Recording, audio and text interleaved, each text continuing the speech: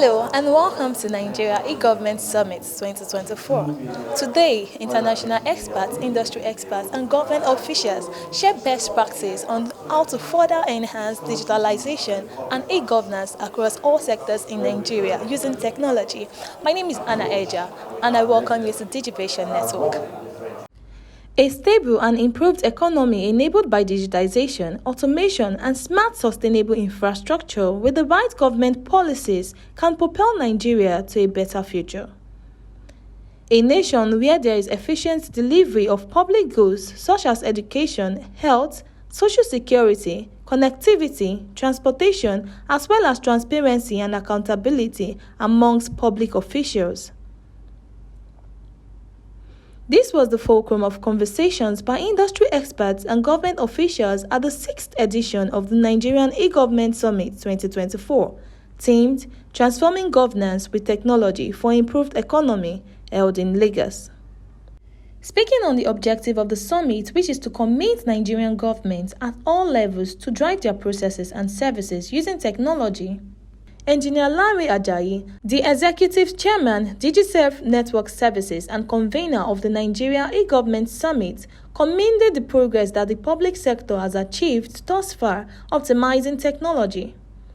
He further encouraged ministries, departments and agencies, MDAs, to implement e-governance at all levels as there is still work to be done.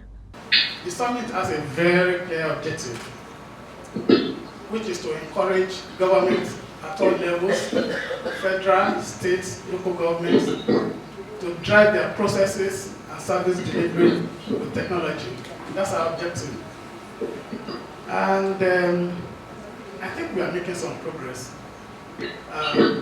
We've seen some government departments really driving their services through technology. We've seen the Ministry of Interior putting their international passport application online. We've seen them introducing e-gates in some of their airports, even if I've not used the e-gates. It's correct that they have put e-gates in some of the airports. That's still technology driving service delivery. But not more has to be done. There are, particularly at the state and local government level, there's next to nothing happening. Speaking on behalf of the Executive Governor of Lagos State, Mr. Babajide Sanwo-Olu, the Permanent Secretary, Ministry of Innovation, Science and Technology, Engineer Mrs. Ibilola Olufolake Kasumu, highlighted the benefits of incorporating technology into governance for an improved economy. This important gathering, the Nigeria eGovernance Summit 2024, aims to reaffirm our commitment to harnessing technology's potential to drive inclusive growth, enhance service delivery, and foster transparency. This summit, now in its 6th edition, continues to serve as a crucial platform to discuss and drive forward the transformation of governance in Nigeria through technology. It is a testament to the forward-thinking approach that we as a nation are taking toward building a more transparent, efficient, and dynamic government. Some of the speakers identified factors that must be considered for e-governance to be implemented at all levels of governance in Nigeria to foster transparency and accountability in government. It's a very timely event and it's one that we are really passionate about as an association, because one of the easiest ways for us to ensure that our services are being accurately utilized is when we engage with government. We understand that identity management is fundamental to unlocking the potential of digital services, ensuring security, trust, and inclusivity in the ecosystem. When reviewing e-government, we can find that there are actually 3 key players. The government on one side, the citizens on the other side, as well as the private sector. These 3 key components work together to be able to deliver on whatever e-government services that we can deliver. The government takes care of policy, regulation, coordination, some kind of infrastructure as well, which guarantee backbone holds for us. And the government ensures that all these pieces are put together and effectively coordinated to be able to deliver on the e-governance. Now, the private sector holds prime in the area of, should hold prime in the area of innovation, development of software, and other issues that keep this, the engine flowing. Now, the citizens are on the other side. They benefit from the actual services that are delivered. I think we need to understand government in different perspectives, isn't it? We can either look at it from, even if you look at the federal, you have three arms of the government. There is the executive, there is the National Assembly or the legislature, and there is the judiciary.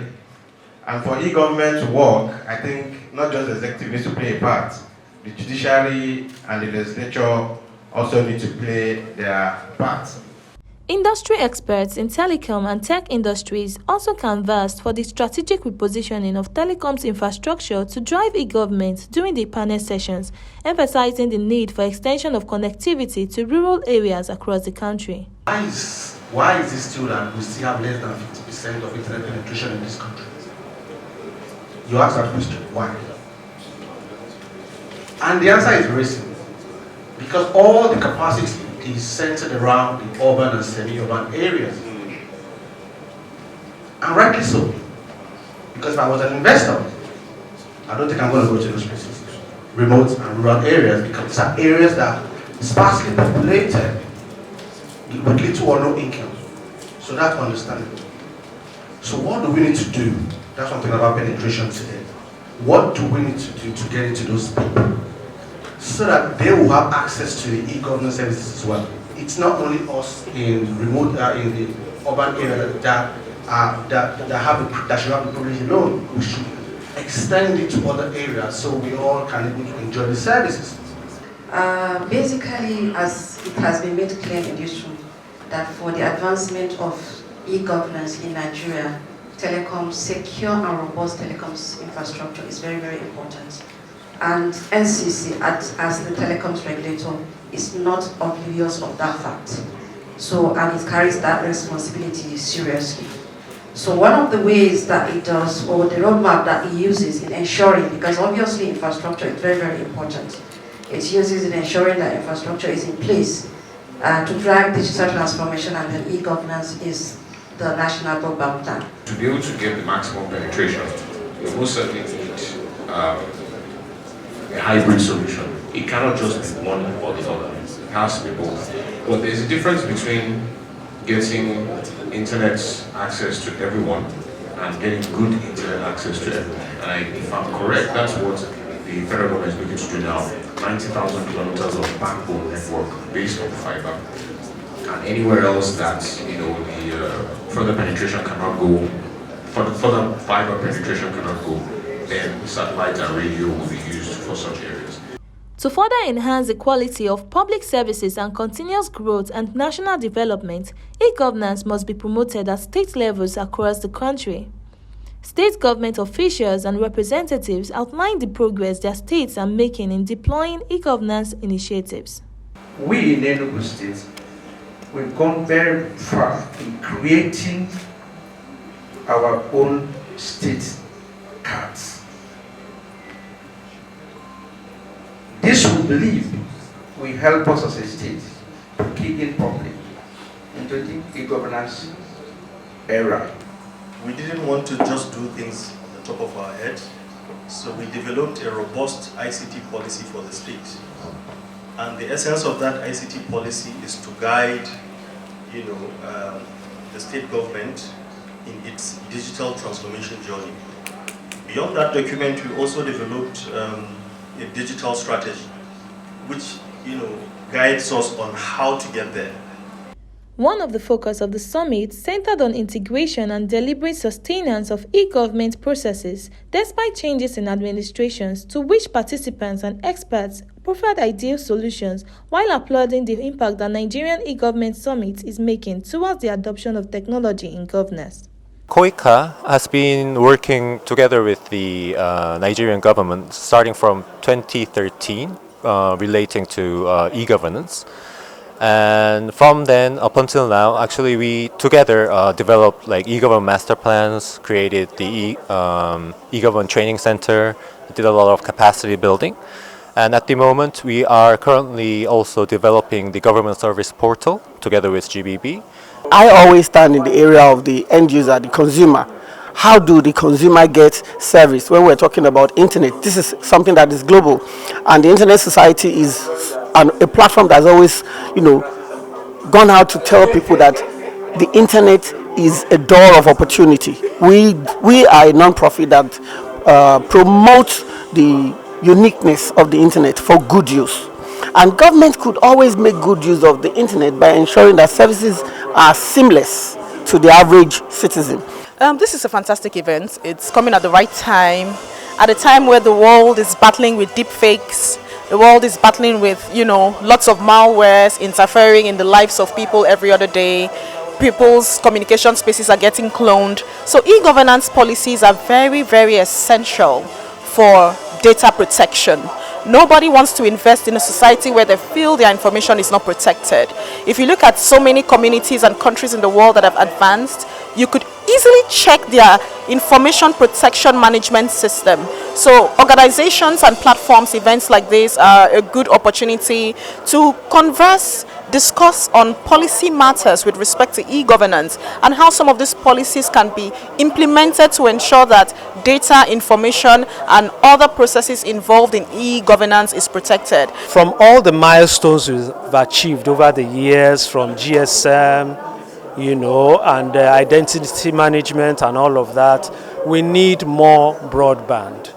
Without expanding the networks for broadband and fiber optics and all of that, we may not be able to achieve e-government as quickly as we want to. So that infrastructure challenge needs to be driven by government to encourage more foreign direct investment. As we came in, my state governor made sure we had to, acquire a very large cloud to be able to, first of all, be sure that we have the right database to store all our information. All that he was able to acquire first. And we took the first steps, which was, first of all, to try to see how to organize all our ministries, all our agencies, and bring everyone in tandem with the present realities of the 21st century, which is e-governance. The level is pretty low. You will observe that in many states, forms are still in a paper form. If you still want services of government in many states, in many agencies, you still have to fill a paper form, which is too, it doesn't sound progressive with the level of telecommunication that we have, with the level of technology we have in abundance in the country. Those opportunities are not being taken advantage of. We have a good, very good diffusion of telecoms network, and we have almost a good number of people who have mobile phones, but the application of those devices and infrastructure to e-governance has not been very encouraging. So we have a lot of work to do. Our interaction with government has still been in the traditional form, manual form. So the efficiency for government service delivery is poor, and we can change that through technology, and that's why we are asking that government should drive their processes and service delivery with technology. The Nigerian eGovernment Summit continues to proffer strategies for e-governance deployment, and this year's edition provided a platform to enable governments leverage technology in governance for an improved economy. For more on well-researched and balanced stories, events and interviews across business, tech innovation and lifestyle, please like, share and subscribe to this channel, www.youtube.com/digivationnetwork.